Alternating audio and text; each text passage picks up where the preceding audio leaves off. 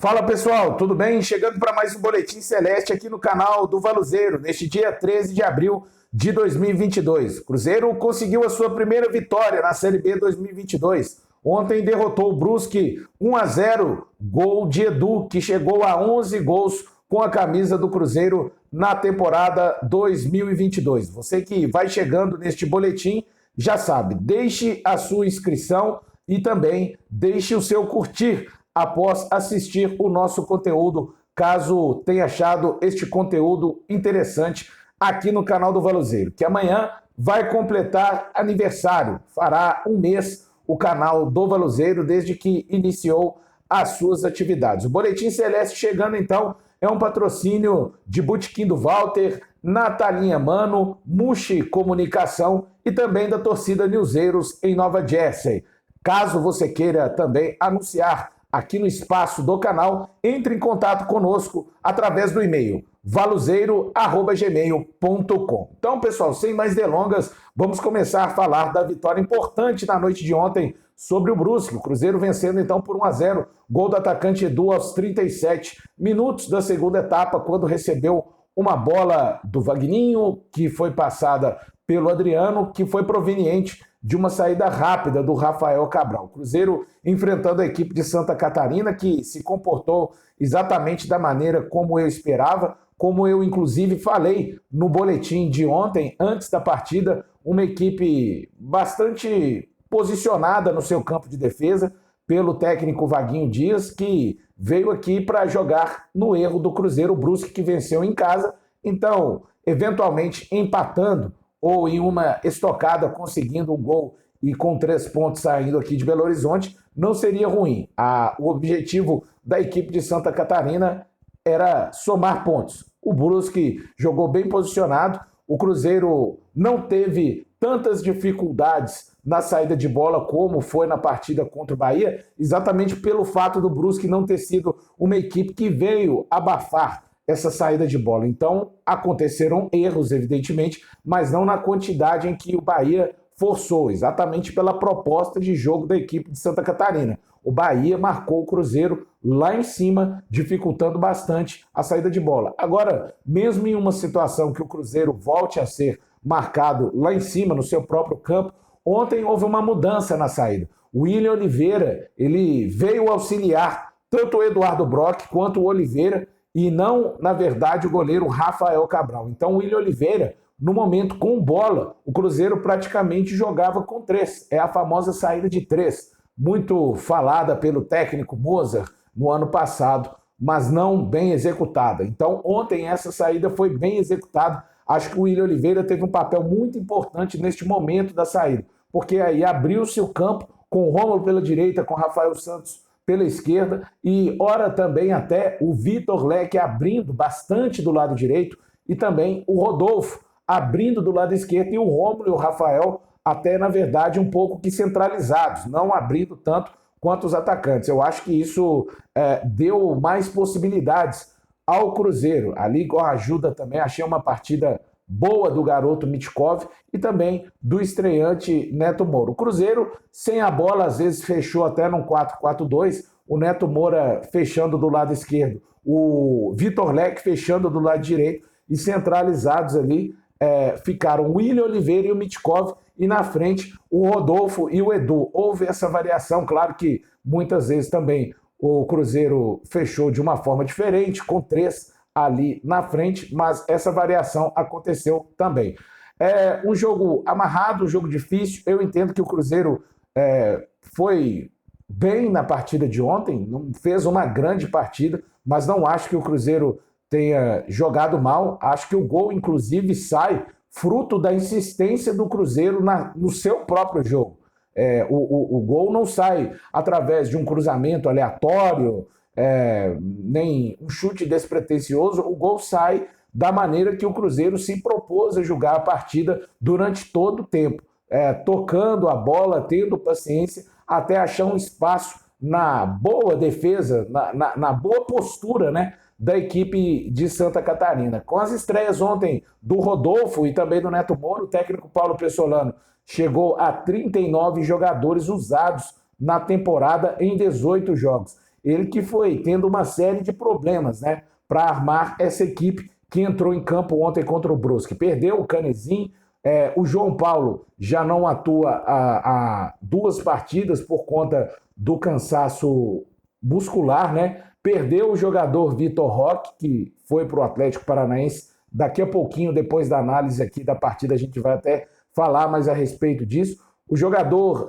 Daniel Júnior, né? Força para ele, os familiares. Teve a namorada que acabou sofrendo um aborto e, desta forma, sem condição alguma de participar da partida de ontem. Então, com isso, o técnico Paulo Pessolano foi ganhando problemas, né? Além do Felipe Machado, que não tem sido relacionado por estar recuperando-se de uma lesão no pé direito, novamente esteve de fora. E, com isso, ele acabou promovendo, então, a estreia do Neto Moura e do Rodolfo, que, segundo o próprio Paulo Pessolano, na sua entrevista coletiva, eles sequer chegaram a treinar com o elenco. O Cruzeiro superando, então, muitas dificuldades, mas a parte importante que eu acho é que o Cruzeiro conquistou os 3 pontos e conquistou jogando, tentando jogar daquela forma que acredita o técnico Paulo Pessolano e daquela forma que o Cruzeiro tem trabalhado. Eu repito, é muito importante, na minha opinião, né, aos 37 minutos ali, a torcida. Ontem fui de arquibancada, fui de setor amarelo superior, tive problemas no credenciamento, tanto que a voz está mais debilitada por motivos óbvios, por motivos claros, né? De gritar, de apoiar o time, enfim. Mas é claro, também na arquibancada é necessário. Eu fui lá para assistir o jogo também e poder falar a respeito daquilo que eu pude ver da arquibancada ontem no Mineirão. Agradecer as várias manifestações, né, de vários cruzeirenses cumprimentando aqui o trabalho do canal do Valuzeiro e também cumprimentando a mim e dizendo que estou na torcida. É muito significativo receber esse tipo de apoio. Então, pessoal, o Cruzeiro, então, vencendo a primeira no campeonato. Lembrando que no ano passado o Cruzeiro só foi conseguir a primeira vitória na 4ª rodada contra a Ponte Preta, fora de casa por 1-0, e só foi vencer em casa na 6ª rodada, quando bateu o Vasco por 2-1. Então, o técnico Paulo Pessolano fez algumas mexidas dentro do que podia, tirou o Rodolfo, acabou colocando o Vagninho, que foi quem deu a assistência para o gol do Edu, tirou o Mitkov, apareceu o Bidu, que há muito tempo não aparecia, saiu também o Neto Moura para a entrada do Adriano e o Joseph entrou no lugar do Vitor Leque. Vitor Leque, que mais uma partida que foi como titular, é verdade, não atuou bem, foi vaiado por uma boa parte da torcida. Agora, como eu digo, claro que o torcedor tem o direito de se manifestar, mas hoje está fechada a janela de inscrições até o mês de julho, né? Este elenco como um todo é o elenco do Cruzeiro que vai caminhar pelos próximos 3 meses na temporada. Então, é evidente que o torcedor pode questionar uma escolha do Paulo, pode não ser da sua preferência, do seu maior agrado, né? Mas eu acho que é muito importante também o torcedor abraçar, como fez da forma que fez ontem. O incentivo do torcedor na arquibancada faz toda a diferença. O torcedor jogou junto. Nem sempre ele vai conseguir colocar, né, digamos, a bola para dentro do gol. E muito importante, eu acho, o lado psicológico da equipe ontem. O próprio Paulo Pessolano falou na sua entrevista coletiva que havia um peso, havia uma tensão por parte dos jogadores de quererem fazer o resultado, de querer dar uma satisfação ao torcedor, na verdade, depois da perda do título do Campeonato Mineiro, ainda que todos saibam as circunstâncias, e também depois da atuação, essa sim, muito ruim, mas muito ruim mesmo, diante do Bahia. Ontem não vejo que o Cruzeiro, de maneira alguma, jogou mal, acho que fez 30 primeiros minutos muito bons dentro daquilo que o Cruzeiro pode apresentar. Qual que é o parâmetro de muito bom? Não são os jogos que vimos, por exemplo, na tarde de ontem, entre Chelsea e Real Madrid. É dentro da realidade do Cruzeiro, do elenco do Cruzeiro. O Cruzeiro, em 30 minutos, já poderia estar vencendo a partida por 1 ou 2-0. Criou para isso. E ainda, ali dos 30 aos 40, o Brusque até tem algumas oportunidades, mas o Cruzeiro perde uma grande chance. O Rodolfo manda uma bola na trave, tem um chute do Rafael Santos ainda, já no final da primeira etapa, que o goleiro, o Juan Carneiro, quase acaba engolindo um gol assim absurdo, né? E o Edu quase aproveita. E aos 37, né? A gente já viu ali depois dos 30 do segundo tempo, sentiu o Cruzeiro já mais nervoso, aquela tensão da arquibancada, né? O torcedor querendo que o Cruzeiro consiga, né, sobrepor o adversário. Repito, eu não vi nenhum momento do jogo em que o adversário foi melhor do que o Cruzeiro. Eu acho que o Cruzeiro conseguiu ser melhor do que o adversário e dentro das suas características de jogo. Repito, o Cruzeiro não abandonou, não partiu para aquele famoso, olha, vamos colocar o Oliveira dentro da área. Não, o Cruzeiro tentou soluções para resolver a partida dentro do seu modelo de jogo. Eu acho isso muito importante, principalmente pela situação, né? Havia, sim, uma pressão ontem para acontecer esta primeira vitória, devido a todas as circunstâncias. Você passa 2 jogos sem vencer dentro da Série B, começa a ver os adversários somando, isso cria várias situações que realmente não fazem bem ao grupo. Diferente da vitória, né?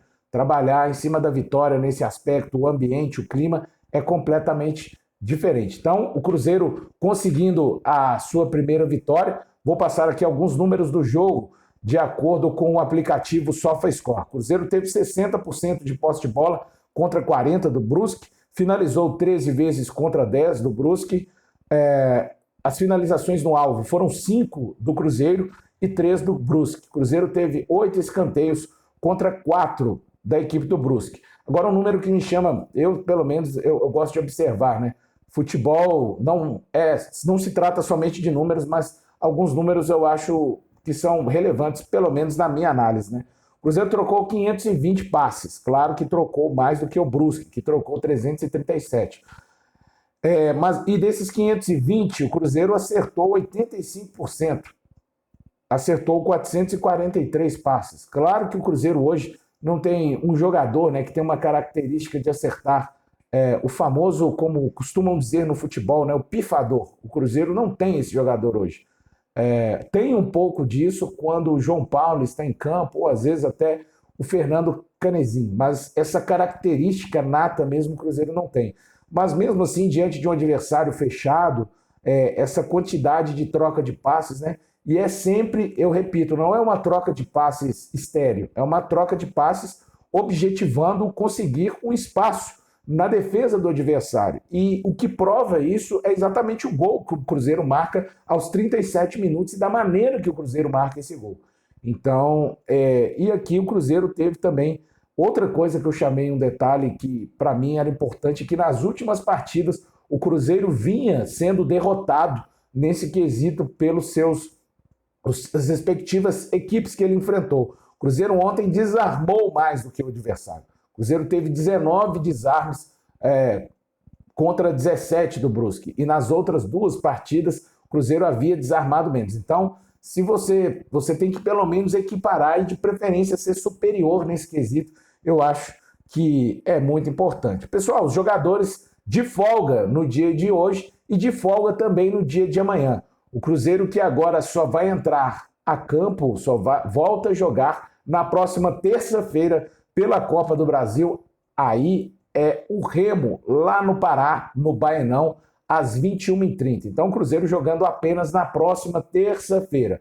Já em termos de Campeonato Brasileiro da Série B, o Cruzeiro volta a jogar no dia 23, sem ser este sábado, o outro sábado em Muriaé, contra o Tombense. Jogo às 19h30, válido pela terceira rodada. O jogo será realizado em Muriaé e não em Tombos. Então o Cruzeiro agora, com o respiro, os jogadores terão 2 dias aí de folga, um tempo importante. Vejamos o que acontece. Ontem, no encerramento, né, das inscrições, o Cruzeiro, no apagar das luzes, conseguiu inscrever os jogadores Zé Ivaldo e também o Jajá, que vem de empréstimo junto ao Atlético Paranaense e ficarão até o final da temporada. Lembrando mais uma vez, né, os jogadores, o atacante Rafael Silva, o atacante Luvanor e também o meia atacante Leonardo Paes, esses jogadores podem ser inscritos após o fechamento da janela, porque eles estavam livres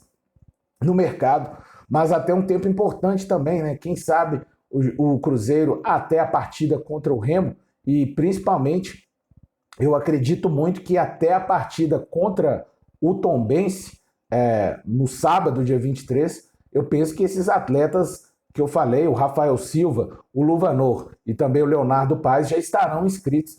Então, serão muito importantes, né?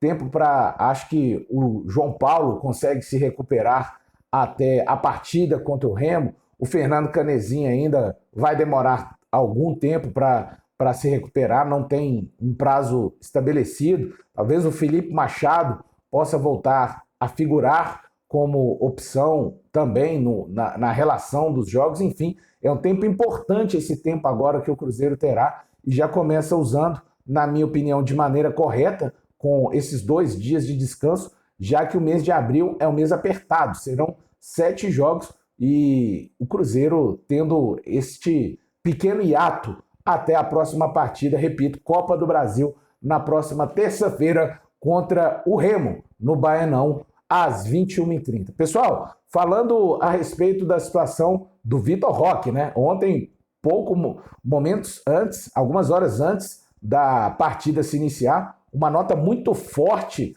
da diretoria do Cruzeiro, a crítica aberta ao empresário André Cury e também ao diretor de futebol Alexandre Matos, do Atlético Paranaense. E uma certeza, após aquela publicação da nota, o caso Vitor Roque ainda não está encerrado. O Cruzeiro, nesta nota bastante grande, quem tiver, acho que a maioria do torcedor do Cruzeiro já leu essa nota, mas quem ainda não tiver lido, está disposta no Twitter do Cruzeiro, também no site do Cruzeiro. O Cruzeiro afirma que fez uma proposta, né? A Lei Pelé permite que, após um clube fazer uma proposta para o pagamento da multa sobre aquele salário que o seu atleta recebe, o clube que detém o contrato tem o direito de cobrir aquela oferta, aquela proposta. E o Cruzeiro afirma na nota que fez e inclusive protocolou na Federação Mineira de Futebol. E que neste caso, então, o valor pago pelo Atlético Paranaense, fala inclusive na nota que não recebeu o devido valor de acordo com a proposta que foi protocolada na Federação Mineira. Então, é um caso que vai para a justiça. Vejamos o comportamento de Atlético Paranaense e também o Cruzeiro já se posicionando de uma forma muito forte e dando indícios, né? Citando a Lei Pelé. O Cruzeiro está amparado pela lei, mas teremos muitas cenas ainda deste caso do jogador Vitor Roque. É ver o jurídico do Cruzeiro nos últimos tempos, é bom que a gente diga, ele tem se destacado e faz algum tempo já. Então, tenho certeza que estão realmente munidos de provas para entrarem, né? Será um longo embate na justiça. Vamos ver as cenas dos próximos capítulos. Certo é que o Vitor Roque foi registrado no BID pelo Atlético Paranaense, os jogadores que vieram de empréstimo também do Atlético Paranaense, tanto o Zé Ivaldo quanto o Jajá, estão registrados no Cruzeiro. Tá falado, pessoal? É isso então, a gente vai chegando ao fim deste Boletim Celeste no dia de hoje, um dia feliz, um dia bom para o torcedor do Cruzeiro. Sai aquele peso da primeira partida contra o Bahia e eu, como já disse, né, penso que foi uma vitória merecida. O Cruzeiro jogou para vencer o Brusque até com uma folga melhor, acho que um 2-0, pelo menos teria sido um placar mais justo diante daquilo que o Cruzeiro tentou jogar, diante daquilo que produziu, mas o futebol é o famoso, né? Não é justiça, é bola na casinha e o Edu ainda, né? Finaliza, a bola volta ali, rebatida do Juan Carneiro, ele sobra com o gol vazio, ele ainda tem a calma, né, para não finalizar e limpar um zagueiro que poderia fechar o chute e depois empurrar ali a bola para as redes aos 37 minutos, pessoal. Então é isso, o Cruzeiro soma 3 pontos e agora vai dar um tempo no Campeonato Brasileiro da Série B, começar a preparar para a Copa do Brasil, desafio importantíssimo diante da equipe do Remo. Tá falado? Eu volto amanhã com o Boletim Celeste no canal do Valuzeiro. Tá falado? Vem comigo, tô contigo. Um abraço.